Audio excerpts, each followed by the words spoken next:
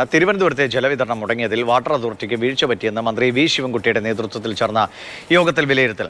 Railway പാത ഇരട്ടിപ്പിക്കലിന്റെ ഭാഗമായി ജലവിതരണം മുടങ്ങുമെന്ന് നേരത്തെ അറിവുണ്ടായിട്ടും ബദൽ സംവിധാനങ്ങൾ ഒരുക്കുന്നതിൽ വീഴ്ചയുണ്ടായി എന്നാണ് യോഗം വിലയിരുത്തിയത്. പ്രതികരണം നോക്കാം.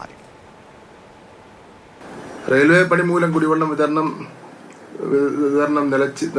നിലച്ചിരിക്കുകയാണല്ലോ. അപ്പോൾ 44 വാർഡുകളിൽ കൊടുക്കാൻ വേണ്ടി കഴിയുന്നില്ല. അത് നാളെ രാവിലെ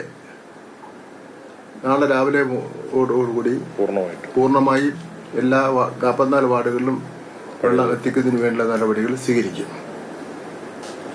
ഇന്ന് രാത്രിയോടുകൂടി അതിന്റെ പണി പൂർത്തിയാവും. പക്ഷേ പമ്പിംഗ് തുടങ്ങിയിട്ടുണ്ട്. എല്ലാ വീടുകളിലും എത്തുന്നത് നാളെ രാവിലെ വരെ സമയമെടുക്കും.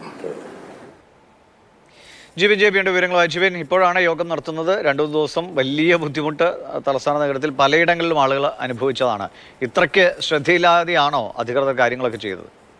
ദിവിഷ്, ഇത് കഴിഞ്ഞ കുറച്ച് ദിവസങ്ങൾ മാത്രമായുള്ള ഒരു പ്രശ്നമല്ല. തിരുവനന്തപുരം നാഗർകോവിൽ റെയിൽവേയുടെ പാത ഇരട്ടിപ്പിക്കലിൻ്റെ പണി ആരംഭിച്ച നാൾ മുതൽ തന്നെ ഈ ഒരു കാര്യം, അതായത് ഈ നഗരപ്രദേശങ്ങളിൽ ജലം കിട്ടാതെയുള്ള പ്രശ്നം കഴിഞ്ഞ കുറച്ച് ദിവസങ്ങളായി തന്നെ സിറ്റിയിൽ ഉണ്ട് എന്നാണ് നമുക്ക് മനസ്സിലാക്കാൻ സാധിക്കുന്നത്. ആദ്യഘട്ടങ്ങളിലൊക്കെ തന്നെ ഈ പണി നടക്കുന്ന നേമം, ഐരാണിമുട്ടം ആ ഭാഗത്തായിരുന്നു പ്രശ്നമെങ്കിൽ കഴിഞ്ഞ കുറച്ച് ദിവസം, ഏകദേശം 3-4 ദിവസം കൊണ്ടാണ് സെക്രട്ടേറിയറ്റ് പരിസരത്തും അതുപോലെ തന്നെ മണക്കാട് ആ ഒരു പ്രദേശത്തുമൊക്കെ തന്നെ, അതായത് നഗരഹൃദയത്തിൽ വരുന്ന ഏകദേശം 44ഓളം വാർഡുകളിൽ ഈ ഒരു ജലം കിട്ടാതെയുള്ള കുടിവെള്ളം കിട്ടാതെയുള്ള പ്രശ്നം വരുന്നത്.